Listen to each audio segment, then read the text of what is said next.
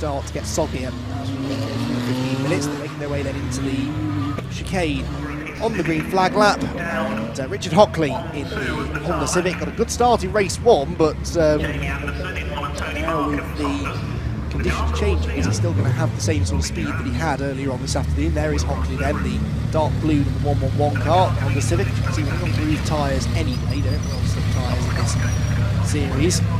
See the race got filled there.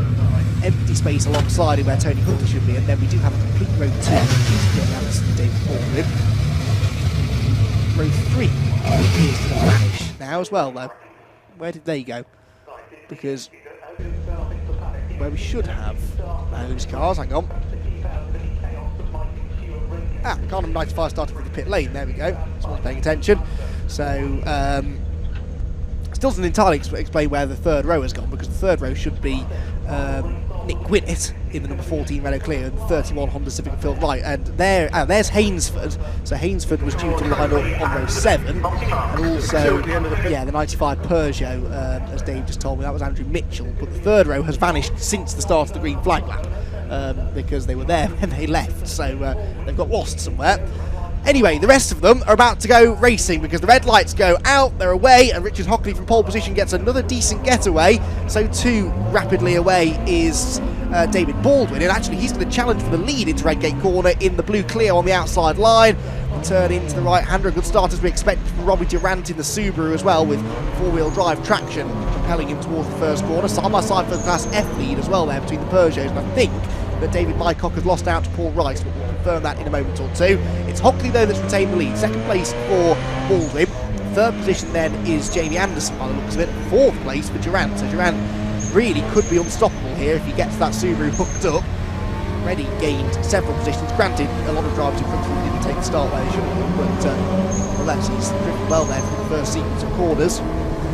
There is Paul Rice, and he is now ahead, I think, of the rest of the Class F runners. It's on my side action up the hill. Peugeot 106 rally of Andy Neal, that was ducking out of line, trying to find a way past Kelly Brabham, who has gone with Robbie Durant actually. Those two were 11th and 10th respectively. So they're now 4th. In tandem sort of pick their way through the order in the early stages, but Hockley getting away here with Baldwin not really able to go with. Not surprising really that Baldwin's being a bit tentative here in the early stages, because when he was dry he suffered from a lack of rear tyre temperature and had a huge slide down the great curves. Side by side behind, look, grabbing under increased pressure from Andy Neal. He gets to the inside of the chicane, but now we start to see that the grip is not necessarily on the inside line. It's you have to take these karting lines around the outside, particularly through places like Redgate and Mcleans and Coppice. That's where you'll find more traction off the more well-used racing line. Side by side still between Brabham and Neal. Neal, again, he's got the inside line, which looks great on the way in, but then the traction that the Sleeker should get on the outside line will propel it ahead through Hollywood. And indeed it did. We've had a change for third too. Robbie Durant has now picked away past the Jamie Anderson Honda Civic, which he actually did just before the start-finish line. So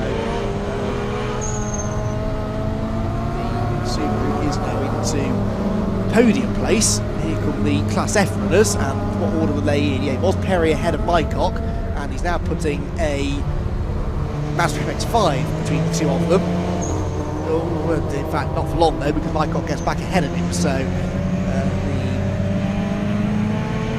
Peugeot both Peugeots actually gaining a place. That was Middleton, the number 7 RX5, Kevin Middleton, that was losing ground there. Here was Clive Hainsford, and leading the pit lane starter brigade.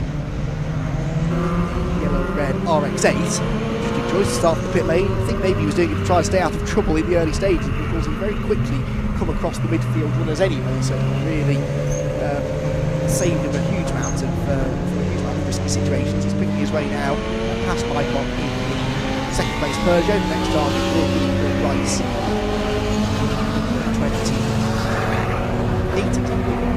26, 42, that was close. 42 for Paul Rice, who is leading Class F. The rest of the Class F is not far behind. 22 is Aaron Budding, who won the GT150 class in race number 1, is winning it again in race number 2. He is not out. GT250 is being led by... Oh no, he is now. He actually just found a way past Middleton, who was leading the class, Kevin Middleton, in the Mark 1 MX-5. The timing screen now updates itself.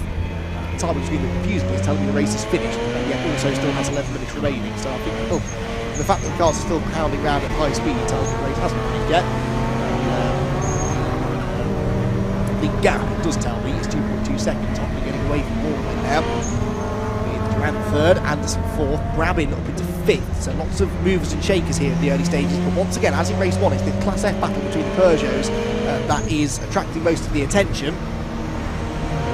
Perry only 0.3 of a second up at the start of the lap. That's another one of the Class F runners, the 108 car of Charlie Bingham, who was given a 5-second track limits penalty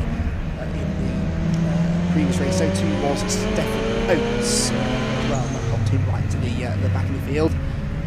It's a hot topic here at Donington Park, although perhaps less so wet conditions, because wide onto those curbs and certainly the grass is sort of self-penalising really, because there's not much grip out there.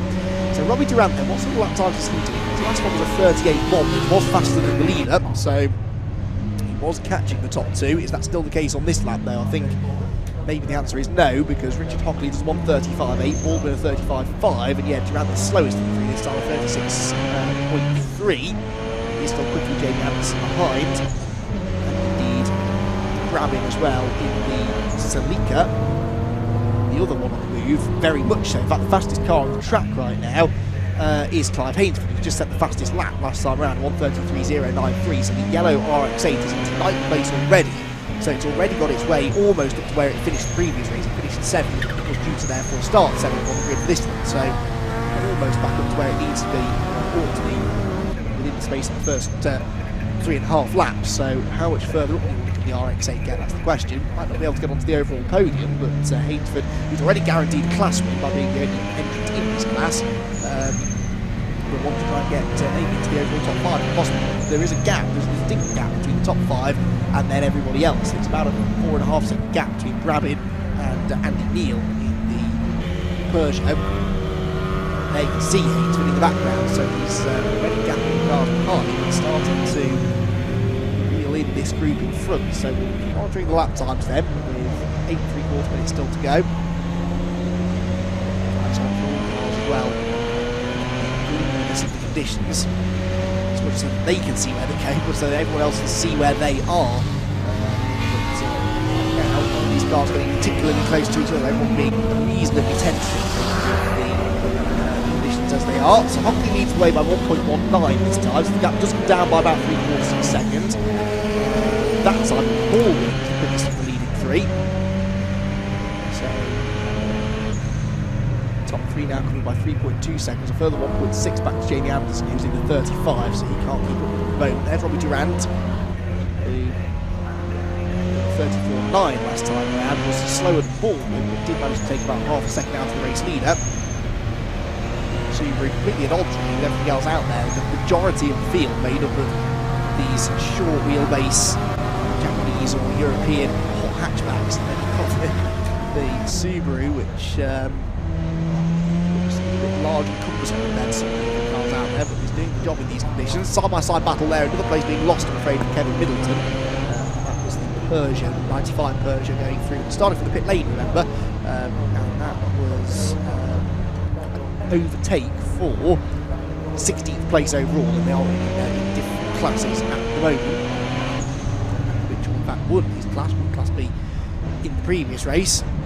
Probably will do again actually, because there's no other Class B cars out there, so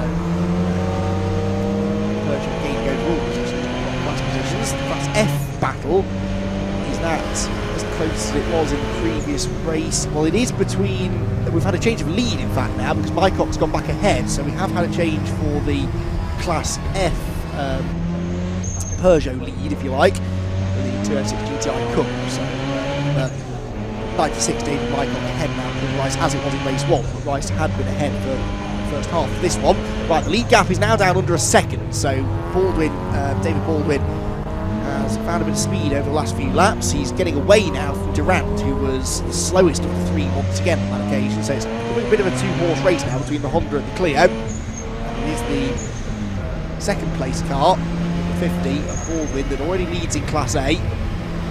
now starting to become a bit more of a menacing vision in the mirrors of the race-leading Civic. A very experienced Civic racer. In fact, if memory serves, he used to race in the Disc Block Civic Cup in that shape of Honda. I don't know if it's exactly the same car, it's got a new livery now, but the older generation of Honda Civic that Richard Hockley used to favour, he still does now, but races not in a one-make championship, something very different. It's still a great success. And there is Robbie Durant in third position, but the leaders are almost as one now. Where does the move come from for David Baldwin? It might even happen down the back straight because that Clio's got some legs in a straight line, hasn't it? And he's looking to the inside, he's late on the brakes, and I think he's going to take the lead away here from Richard Hockley.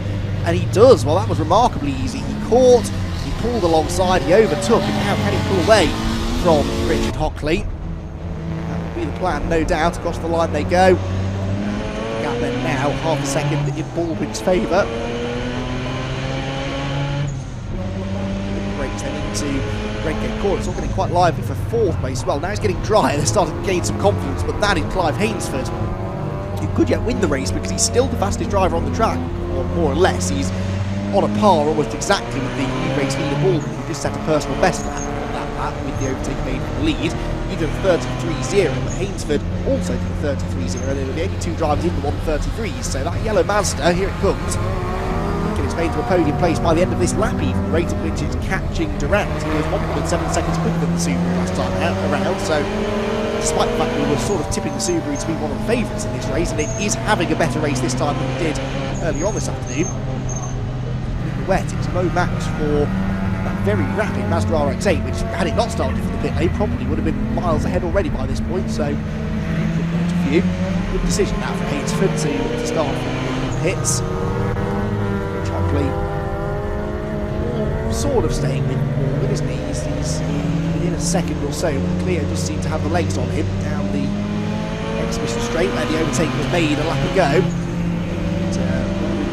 They need to drive down the middle of the road there into the braking zone. I'm not entirely sure why, because I don't think Rich Hockley was going to try and come through from that far back. That's where Rich might be braking. Across the line they go. Traffic in front, that's Ewan McGuinness, sorry. Class F Peugeot, the lead gap, it's still only 0.8 of a second. Personal best lap for Hockley, but Hainsford does a 31.7. That's by far and away the fastest lap we've seen so far in this race, and he's into third place now, ahead of Robbie Durant. So Hainsford, can he win it? He's 5.7 seconds off the lead. There are 3 minutes and 25 seconds left on the clock. So if he gets his foot down and doesn't make any mistakes, I think he'll catch them. But will he then be able to overtake them? 4.9 seconds behind Hockley in seconds. This man is his next target. See there the gap, also that bit of traffic to be dealt with, and Hainsford wants to go around the outside, but he's a bit tentative in doing so. Mazda, which is probably one of the most powerful cars out there, actually, and rear-wheel drive as well, so you can imagine it's a bit of a handful in the wet. Clive Hainsford is showing no signs of struggling with it right now. He's continuing to close in, I'd say, maybe not on this particular lap, but there's more traffic ahead for the leaders, so he's going to start to change around once again.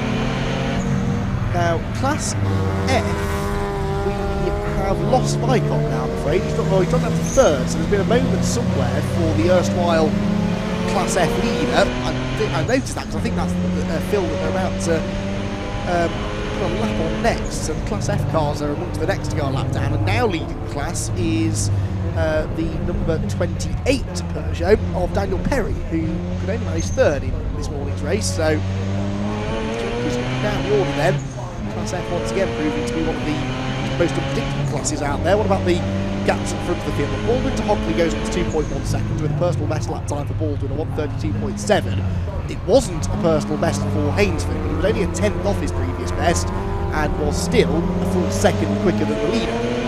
So at this rate he'll be with Hockley by the end of the lap and might just leave himself with a lap to catch and try and pass Baldwin, but that won't be easy. A lot of it will depend on how quickly he gets past Richard Hockley when he gets there. But, the speed that Hainsford's carrying right now will make it difficult for Hockley to fend him off. And then comes through the old hairpin, nose to tail now for second though. Hainsford's wasted no time in bringing down that was a 2.5 second gap at the start of the lap. Mazda RX8's in play now, the Mark 322 car of Aaron Bunning, side by side with the 72 example. I don't think it's in the same class, so that's Sean Kite. No, it does, they're both in GT150, so this is the fight for the lead in GT150 at the moment, 12th place overall, and that was a change, I believe, with Kite getting ahead of Bunning, so he was already ahead. Bunning was trying to get the lead back. Bunning was in the lead a few laps ago. He now goes back up the inside again to Redgate corner, and can he make that one work? It was going to be close on the exit though, because Kite will have the grippier line, Bunning sideways, really sideways out of Redgate, but still managed to find some purchase and pulls forwards, and he's going to be able to complete the manoeuvre down the Crater curves. I think he will. He's running out of road though. That curve is like ice, stay away from that. And he does go through, but then Kite immediately tries to get back on the inside for the old head, because that's not where the grip is though, so sensibly halts that attempt. The leaders meanwhile have gone through on what will be the final lap, and we've had the change for second now. Hainsford has got himself ahead of Hockley. In doing so, he was still 1.3 seconds quicker than the leader, but he's 3.4 behind him, but not anymore because there's traffic for David Baldwin. That's the Hyundai Coupe of Matt Mitter, and there's an MX-5 in there as well. Oh, and Baldwin doesn't want to hang around here because you can see Clive Hainsford appearing. Clive Hainsford, I remind you, started from the pit lane and is now, what's that, less than a second behind David Baldwin, the race leader, through the right-hander of Mcleans, and over goes one of the Peugeots. That's the 88 car that has rolled of Craig Walker, and that's out at the old hairpin. I think I can see him moving around inside the car. It often looks a bit more spectacular than it actually is from within the car. It's very easy to dig in and go rolling through that gravel trap. So Walker, he's lost the rear windscreen, he's got a bit of damage there to the front of the car, but generally speaking I think should be okay. Yellow flags out at the old head. The leaders though had already gone through that part of the circuit. In fact, they're coming down into the final sequence of corners now, I think. And is it going to be Baldwin or Hainsford? It's going to be Baldwin, because Hainsford has gone missing. Where has Clive Hainsford gone? He's gone off somewhere. He must have done it at the final corner. So Baldwin comes through, and I think we'll see the checkered flag, will he not? Because the timing screen's been telling me the checkered flag came out. Oh, there's Hainsford. Hainsford's off of the chicane. He's got it all wrong. Must have tried to get the lead. We'll never know, I suppose, but he must have tried to get the lead away. And, well, the Donington Park circuit has looked prettier, I'm not going to lie. There's grass and mud all over the place down the Crater curves. The red flag's out anyway, but I think the race had finished regardless. So, a suitably bizarre way to end the day, that was, and a shame that it ended that way. I'd love to know what happened between Hockley and... between Baldwin and Hainsford. That's good news, though. Out of the car is Craig Walker, so he's A-OK after that spectacular off down at the old hairpin. A bit shaken, I'm sure. That's Clive Hainsford, who's assessing the damage. The car didn't seem too badly damaged. I think he's just been on the grass down the right-hand side of the road coming into the chicane and hasn't been able to stop. And we saw that earlier on in the dry conditions, that was an issue. In the wet, that grass is lethal. So anyway, Richard Hockley doesn't win the race, so David Baldwin wins the race. Richard Hockley re-inherits second place, and Robbie Durant ends up on the podium after all. Jonathan Palmer will be sending Clive Hainsford an invoice for some new turf on the inside of the chicane. Drivers have been nibbling away at that grass all weekend by corner cutting as much as they can get away with, but that has done more damage to the grass, actually, I think, than that Mazda, which has, with the exception of a bit of damage to the front splitter, come away from it pretty much scot-free. Well, there you go then. I told you it'd be worth sticking around to the end of the day. That was a fascinating race, and Clive Hainsford very nearly came from the back of the grid to win it, but in the end he binned it on the final corner and has ended up without a trophy to show. Well, there you go, race win. It looked like at the very, very end you might have a bit of competition on your hands. Yeah, it was really close. He just come right up really quick, and yeah, I thought he was going to come past, but he left it so late on the brakes. Struggled to avoid him, but just managed in the end. Is that what it was from your point of view? Just too late on the brakes, and then he... on the outside, and it was a game of who was going to brake later, and I knew as the latest I could brake, and he did the same, but he just sort of lost the back end on the rubber and spun round. It was close, yeah. And of course no grip as well, because look out here, it's really, really slimy. It was so slippy out there. It was just like qualifying this morning. You just had to go real careful and bide your time, really. Yeah. How was that race for you then, if you could give us a rundown overall?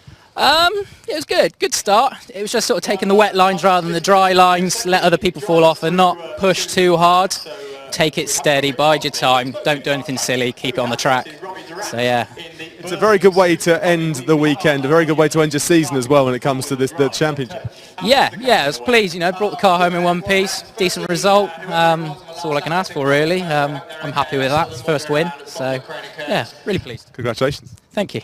There you go, well done David Baldwin. You can probably take the car off now, you can go and get dry now. There you go. They are race winner from the final race of the day, final race of the season here for us actually at Donington Park. We're going to love you and leave you. We'll hopefully see you back here next year. I was going to say next week, but it's not next week, it's next year. We'll definitely see you back next year at Donington Park, and thank you so much for tuning in. The whole third overall was fantastic.